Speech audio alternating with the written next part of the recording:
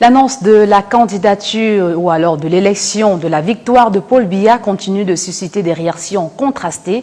Si l'Union européenne appelle à la stabilité et au respect des principes démocratiques, plusieurs partis politiques expriment leurs réserves sur la transparence du scrutin, quand d'autres saluent la victoire et appellent à la paix. L'île Piedjou, Raoul Ngoufo. L'Union européenne prend note de la proclamation officielle des résultats de l'élection présidentielle camerounaise du 12 octobre 2025, confirmant la victoire de Paul Biya. Dans un communiqué publié ce 28 octobre, Bruxelles a rappelé son partenariat historique avec le Cameroun, fondé sur l'accord de Samoa, insistant sur les principes de démocratie, d'état de droit et de respect des droits humains.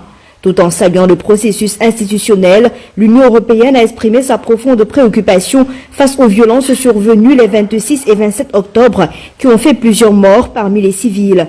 Elle a exhorté les autorités à faire la lumière sur ces incidents, à sanctionner les responsables et à libérer les personnes détenues arbitrairement. L'Union européenne appelle également toutes les parties à la retenue et au dialogue pour préserver la stabilité nationale. Au cœur du tourbillon de la préélection présidentielle, l'Union européenne vient de jeter un pavé dans la mare à travers un communiqué relatif à ce scrutin. Alors que ces diplomates au Cameroun ont brillé par leur absence à la cérémonie de proclamation des résultats de l'élection présidentielle par le Conseil constitutionnel, cette organisation dit prendre note de ces résultats, ce qui dans les faits signifie en avoir pris connaissance. En d'autres termes, l'Union européenne n'a pas pris acte du score de ce scrutin, ce qui équivaudrait à ce qu'elle constate formellement ces résultats afin de pouvoir s'en servir ultérieurement dans un cadre juridique ou administratif. Pour en arriver à une telle posture, il faut bien convenir que l'Union européenne dispose des relais suffisants sur le terrain pour connaître ce qu'il en a été réellement des résultats de cette élection.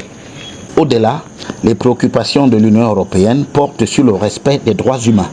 En fait, elle ne se prive pas de dénoncer les morts déjà enregistrées par balles et les nombreuses arrestations qualifiées sans détour d'arbitraires et pour lesquelles elle appelle à la libération des mises en détention. Loin de s'arrêter aux seules critiques, l'Union européenne suggère aussi l'option du dialogue. Et là, c'est le cas d'observer avec effroi la quasi-disparition des aînés ou des figures tutélaires qui pouvaient, par leur entre-gens, jouer un rôle d'envergure pour qu'un dialogue prévale au milieu de cette guerre pour le pouvoir.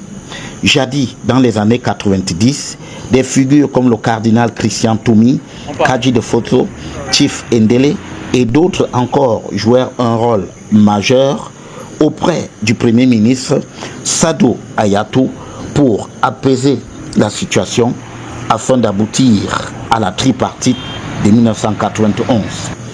C'est un constat cinglant, ces esprits nous font défaut, pourtant il faudra bien des âmes de bonne volonté pour se dévouer à cette cause. Le sort du Cameroun vaut bien ce sacrifice. Bonsoir. Le Cameroun vit une fois encore l'un de ces moments où la politique devient une scène d'absurde. Après l'Union européenne, c'est désormais le Canada qui refuse de féliciter Paul Biya pour ce que beaucoup décrivent comme son 8e braquage électoral.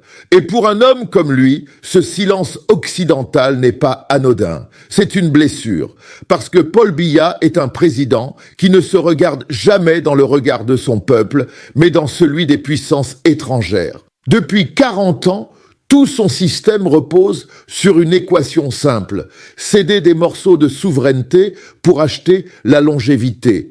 Il ne se maintient pas par la force du vote, ni par la légitimité populaire, mais par le soutien des capitales étrangères. Le Cameroun, sous Biya, ne produit presque rien, ne contrôle plus ses ressources et survit sous perfusion diplomatique. Et ce n'est pas un hasard. Ce pays est gouverné comme un territoire assisté, dépendant des aides et des félicitations étrangères pour exister. Paul Biya est un homme profondément complexé politiquement, culturellement, symboliquement. C'est un dirigeant qui mesure sa valeur non pas à la reconnaissance des siens, mais à la politesse des autres. Il cherche son reflet à Paris, à Bruxelles, à Ottawa. Et chaque fois qu'un président occidental le salue, il se sent exister. C'est un chef d'État qui confond prestige et dépendance, diplomatie et soumission. Vous souvenez-vous de cette scène ?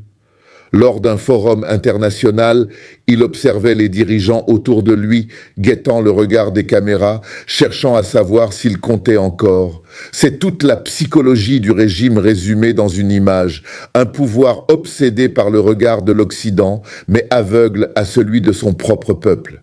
Alors, quand l'Union européenne refuse de le féliciter et quand le Canada fait de même, cela ne touche pas seulement le président, cela fissure son miroir, car Paul Biya tire sa légitimité non pas de l'urne, mais de la reconnaissance internationale. Chaque élection, chaque proclamation de victoire est suivie d'un rituel attendu, la bénédiction diplomatique. D'abord Paris, ensuite Londres, Washington, parfois Ottawa. Et c'est seulement après ces félicitations qu'il se sent président. Sans elle, le pouvoir lui paraît fragile, presque illégitime.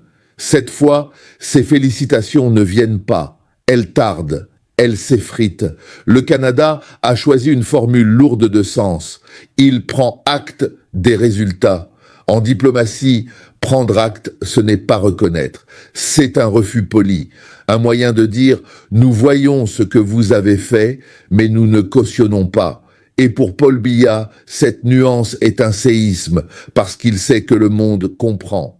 Que cette élection n'a pas été gagnée, mais confisquée. Et que cette fois, la comédie passe mal. Le communiqué canadien va plus loin. Il parle de profondes préoccupations face aux violences post-électorales, de pertes en vies humaines, de libertés fondamentales menacées. Ce n'est pas une observation neutre, c'est un diagnostic politique. Le message est clair. Le pouvoir camerounais n'est plus perçu comme un État stable, mais comme un régime autoritaire en décomposition. Et pourtant, malgré cette mise en garde, il faut reconnaître une chose. Le système Biya continue d'exister grâce à la duplicité de ses alliés. Car si l'Union européenne garde ses distances, la France, elle, poursuit son propre agenda. Paris a toujours su dissocier la façade européenne de ses intérêts africains. Là où Bruxelles prend acte, Paris félicite discrètement. Parce que pour la France, le Cameroun n'est pas une démocratie à protéger, c'est un pion stratégique à conserver. Et tant que ce pion reste docile, peu importe s'il piétine la volonté de 20 millions d'électeurs, mais même cette vieille mécanique s'enraye, car Biya est désormais seul. Le Gabon ne l'a pas félicité, le Tchad non plus. Même la Centrafrique, pourtant habituée à la complaisance diplomatique, garde le silence. Aucun président africain ne veut désormais s'associer à ce naufrage politique, parce qu'il ne s'agit plus d'une élection contestée, mais d'une mascarade devenue indéfendable. Quand on regarde les rues de Yaoundé, Douala ou Garoua, on ne voit pas un pays en liesse après une victoire électorale, on voit un pays en tension, en colère, en rupture. Les scènes d'émeutes ne sont pas des manifestations de joie, mais des cris d'exaspération. Et c'est cela que le monde entier observe. Le Cameroun n'apparaît plus comme une démocratie africaine, mais comme une république figée, usée, incapable de se renouveler. Aujourd'hui, Paul Biya n'est plus seulement un président contesté. Il est devenu un symbole, celui d'un pouvoir qui survit par inertie, par habitude, par la peur du vide, un pouvoir qui ne croit plus à rien, sinon à la durée. Mais cette durée touche à sa fin parce que même les alliés d'hier hésitent à continuer de jouer la comédie. Les mots du Canada en sont la preuve. Le temps de l'indulgence diplomatique s'achève. Alors oui, Paul Biya lira ses communiqués avec la distance froide qu'on lui connaît. Il gardera son visage impassible, mais il sait que quelque chose s'effondre, que son image se fissure, que le monde ne rit plus et qu'au fond, son pouvoir ne repose plus sur la force, mais sur le silence, un silence qui peu à peu se transforme en vide. Voilà dans quel état se trouve le Cameroun aujourd'hui, un pays sans reconnaissance, un président sans félicitations et un peuple sans voix.